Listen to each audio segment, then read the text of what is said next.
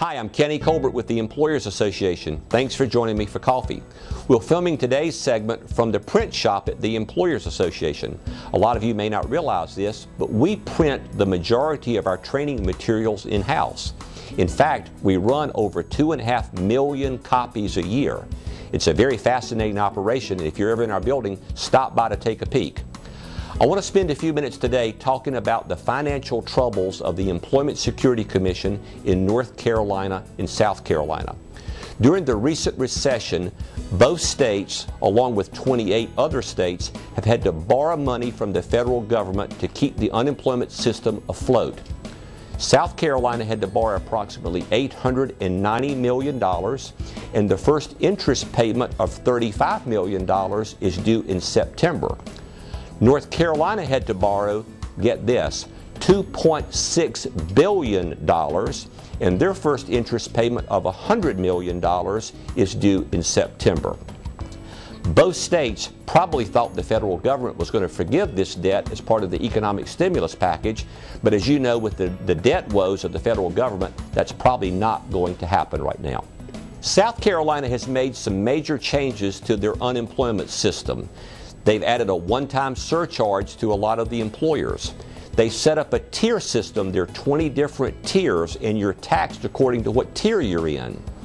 Another thing that they have done is they raised the threshold amount for unemployment taxes to be paid.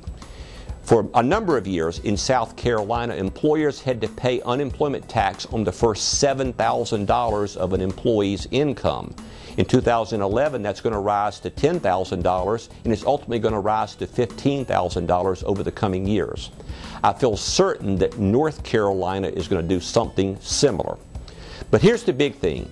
South Carolina made some major changes to the definition of misconduct, and so people who misbehave at work, it's going to be a little more difficult for them to draw unemployment.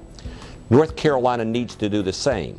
And let me give you a prime example of North Carolina. This happened recently at one of our member companies. This company has well-publicized rules that you can't bring guns onto company property. It's on their doors, it's in their handbook, etc. They had an employee who brought a loaded gun to work. He originally denied it. They ultimately confronted him and he admitted, and the company found the gun. Of course, they terminated him. He filed for unemployment. He lost at the first level. He appealed. He won at the appeals hearing. The appeals referee said, in essence, this was a one-time event, and generally one-time events do not rise to the level of misconduct. I really don't understand why this one-time concept came about. I guess under that logic, you can in essence steal money one time, you can hit your supervisor one time, and still receive unemployment. This company ultimately appealed the decision to the state level, and they won. But they had to spend countless hours and dollars defending this trumped-up claim of misconduct.